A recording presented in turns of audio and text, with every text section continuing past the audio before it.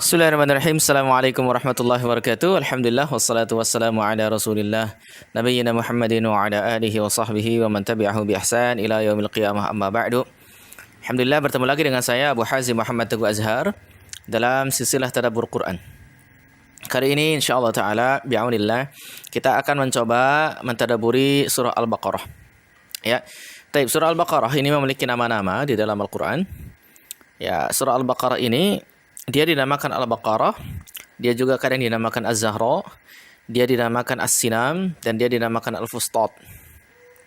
Yang pertama ada dia dinamakan Al-Baqarah. Kenapa dia dinamakan Al-Baqarah? Tentunya karena di dalamnya ada kisah tentang sapi betina ya, tentang Al-Baqarah. Yang mana ini menunjukkan wajibnya kita patuh taat kepada Allah Subhanahu wa taala atas perintah-perintah Allah. Jangan seperti orang-orang Yahudi yang disuruh untuk menyembelih sapi betina tapi terlalu banyak pertanyaan sehingga itu memberatkan diri mereka sendiri. Hampir-hampir saja mereka tidak melaksanakan perintah Allah Subhanahu wa taala. Ya. Kemudian dia dinamakan Az-Zahra dia karena memiliki sebab ya. Az-Zahra itu berarti menerangi karena dia itu menerangi jalan hidayah di dunia dan di akhirat. Menerangi jalan hidayah di dunia dan di akhirat. Maka dinamakan dengan Az-Zahra. Dengan surah Ali Imran itu dikatakan Az-Zahrawain, ya, dua surat yang menerangi gitu. Nah, ini salah satu Az-Zahranya adalah surah Al-Baqarah ini. Kemudian dia dinamakan As-Sinam ya karena sesuatu yang tinggi. Apa maksudnya? Maksudnya adalah surat Al-Baqarah ini adalah surat yang paling sering menjelaskan tentang manhaj. Dia itu tinggi letak dan tinggi derajat. Dan dia adalah surat yang paling menjelaskan tentang manhaj, metode, cara beragama seseorang itu seperti apa harusnya. Gitu. Dan dia itu senantiasa seperti perkara yang paling tinggi ya, seperti perkara yang paling tinggi di dalam Al-Qur'anul Karim. Kemudian dia dikatakan Al-Fustat. Jadi Al-Fustat ini secara bahasa itu bertemakan atau bermakna tenda ya. Yang mana tenda ini tenda yang ditempati oleh panglima perang, misalkan seperti itu. Maka seakan-akan surah Al-Baqarah ini menjadi panglima yang memberikan komando kepada surat-surat yang lain seperti itu. Makanya dinamakan dengan Al-Fustat gitu, seperti itu. Tentunya surat Al-Baqarah ini surat yang sangat mulia ya, surat yang sangat mulia. Di antara keutamaan surat Al-Baqarah itu adalah sebagaimana diriwayatkan oleh sahabat Abu Umamah Al-Bahili radhiyallahu anhu, bahwasanya Rasulullah sallallahu alaihi wasallam bersabda, Rasul bersabda, "Iqra'ul Qur'ana fa innahu ya'ti yaumal qiyamati syafi'an li ashabihi." Iqra'u Az-Zahrawain Al-Baqarah wa surat Ali Imran.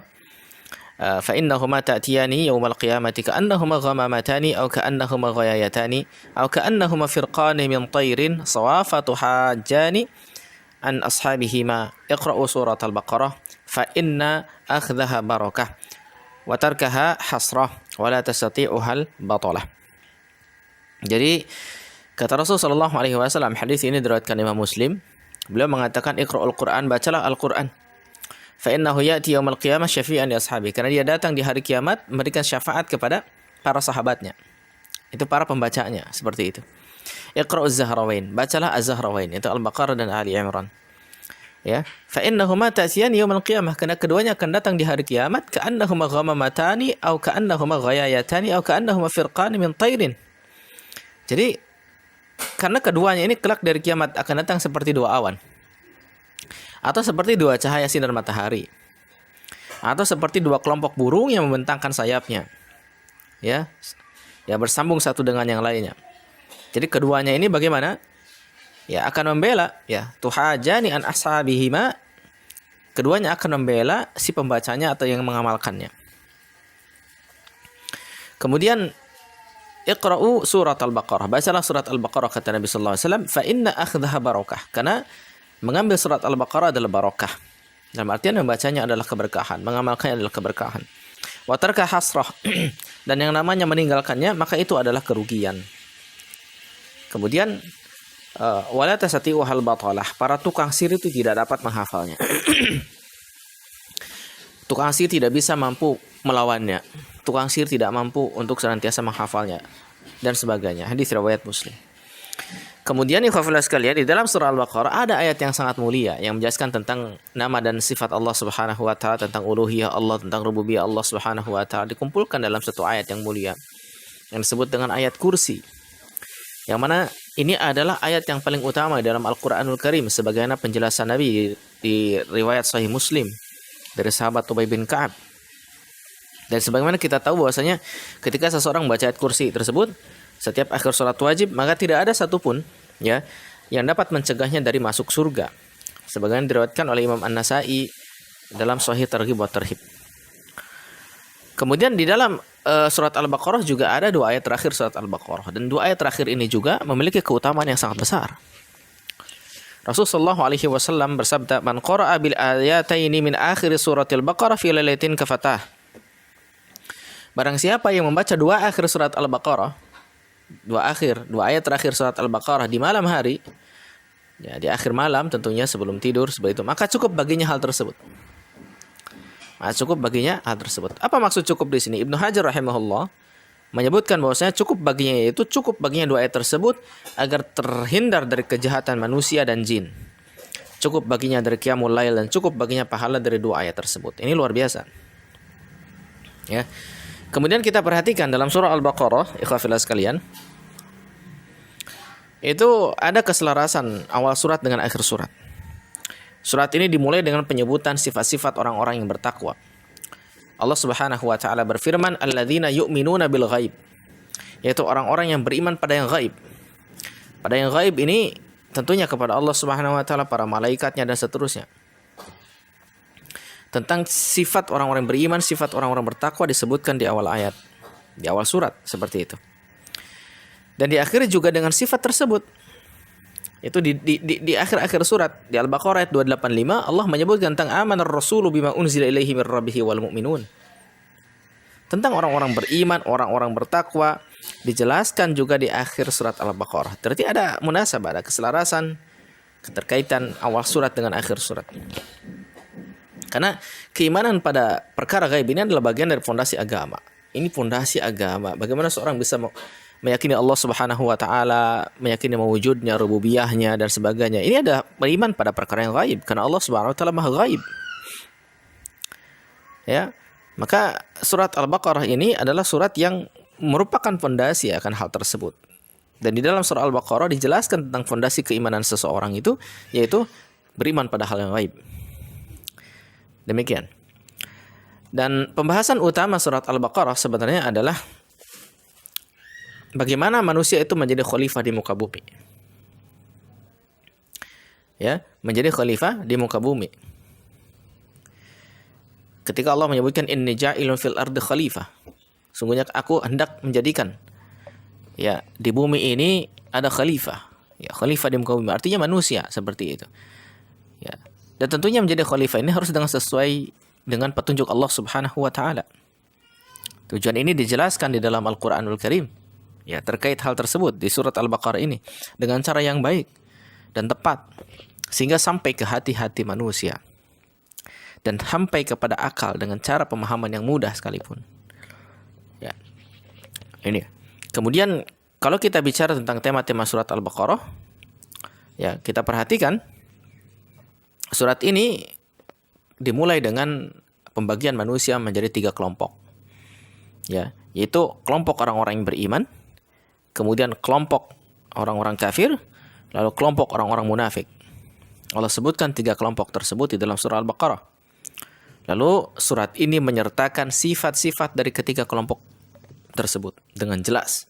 Ya, sebagaimana yang tertera di awal-awal juga disebutkan di ayat 2 sampai 20 itu dijelaskan tentang kelompok orang beriman, kelompok orang kafir secara global, dan kelompok orang-orang munafik. Seperti itu. Kemudian selanjutnya kita lihat bagaimana metode, cara, manhaj yang ada pada surah Al-Baqarah. Ya.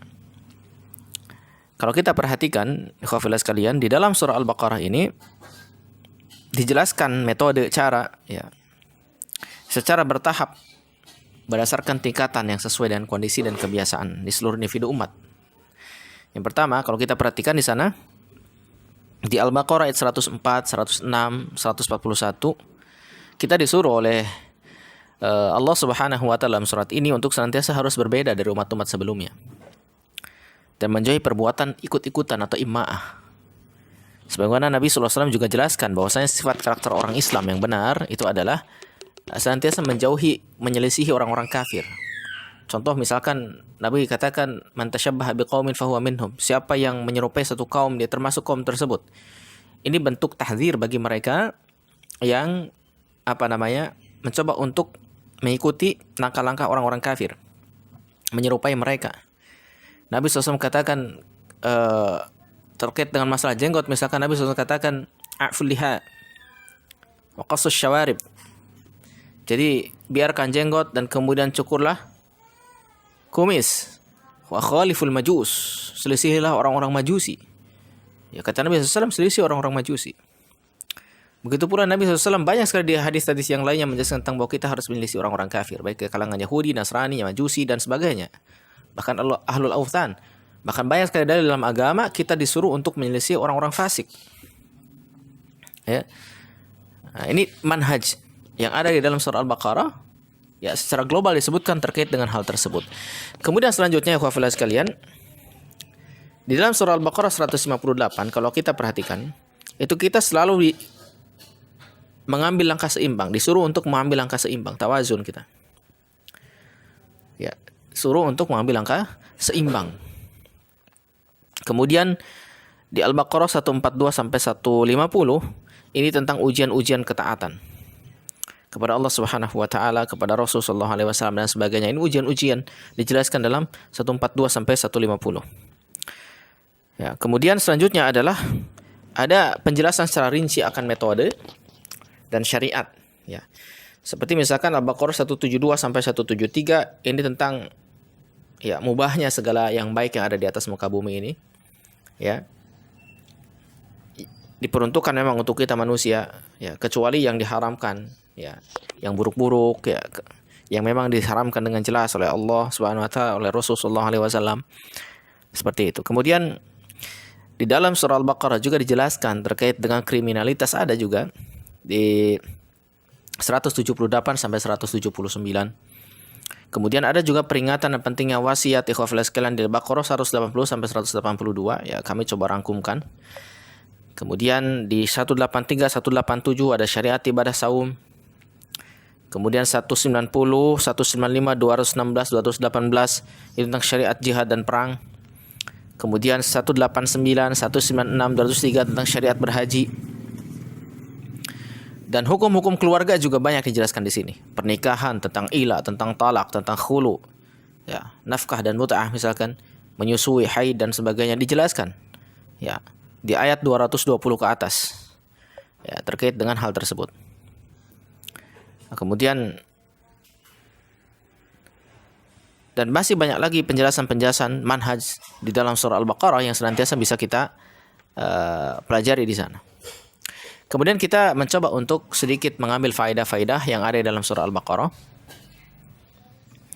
Faedah yang pertama yang bisa kita ambil adalah berdasarkan penelitian, yaitu yang pertama, surat Al-Baqarah ini mengokohkan hati orang-orang beriman dan menambahkan keyakinan terhadap Rabb mereka agar hal tersebut menjadi pelecut dan penolong bagi mereka agar sampai pada tujuan akhir. Ya. Ini dijelaskan terkait dengan kisah Uzair, Nabiullah Uzair, ya. Kemudian kisah Namrud terhadap Namrud terhadap Ibrahim, seperti itu. Kemudian tentang Ibrahim yang mencari-cari keberadaan Allah Subhanahu wa taala, seperti itu, ya. Atau Ibrahim ingin mengokohkan keimanan dengan meminta kepada Allah agar Allah Subhanahu wa taala menunjukkan bagaimana dia menghidupkan orang yang telah mati, gitu. Dan Allah tunjukkan dengan analogi burung. Kemudian selanjutnya faedah yang kedua adalah sungguhnya Islam tidak akan melarang sesuatu melainkan dengan mendatangkan ganti dari hal tersebut yang lebih baik. Sebagaimana misalkan pelarangan tentang riba, Allah Subhanahu wa taala memberikan ganti, yaitu hendaknya seorang muslim itu ya bisa melakukan atau mendapatkan keuntungan dengan cara apa? Berdagang, tijarah, bai', jual beli.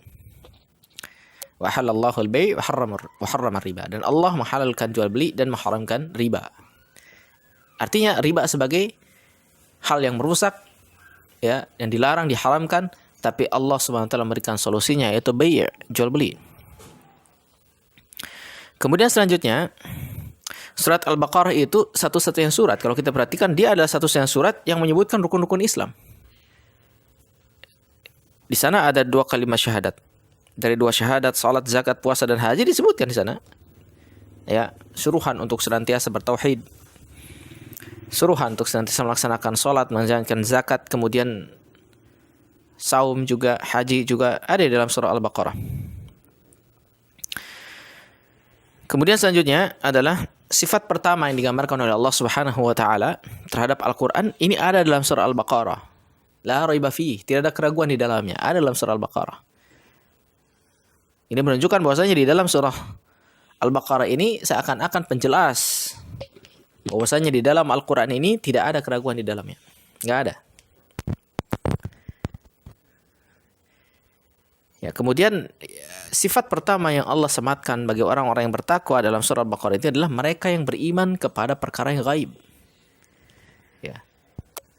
Dan akhir sifat mereka yang disematkan oleh Allah pada diri mereka dalam surah ini adalah tentang rasul-rasul yang telah beriman kepada Al-Quran yang diturunkan kepadanya dari Allah Subhanahu wa taala.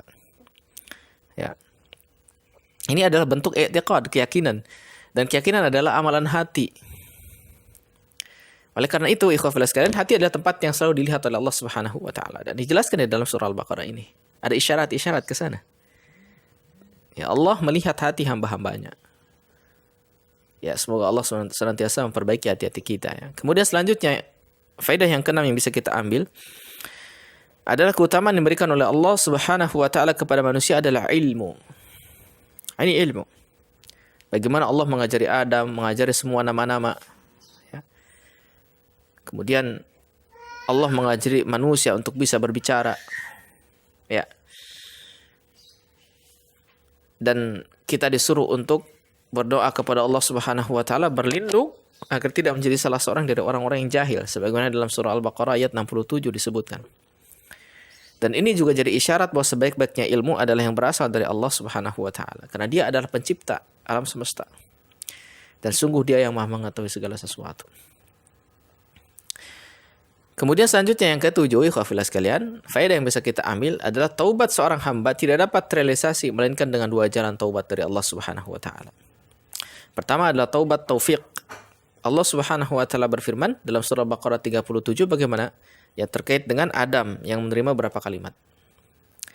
Ya, Adam menerima berapa kalimat dari Tuhan. Ya, kemudian Adam bertobat dengan kalimat tersebut, kan begitu. Ya.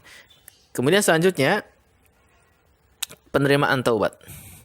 Allah Subhanahu wa taala menerima taubatnya Adam dalam surah Baqarah 37 itu. Hal ini sangat banyak dalam Al-Qur'anul Karim. Ya, dan hal ini menunjukkan luasnya kasih sayang Allah Subhanahu wa taala. Kemudian yang ke-8 yang bisa kita ambil adalah terkadang ya kita akan melihat atau mendengar tentang perbuatan-perbuatan manusia ya yang tidak akan pernah kita percaya jika hewan akan melakukannya. Janganlah hewan, karena sebagai manusia memiliki hati lebih keras daripada itu, bahkan lebih keras daripada batu. Sebagaimana disebutkan dalam Al-Quran surah Al-Baqarah 74 itu, bahkan lebih keras.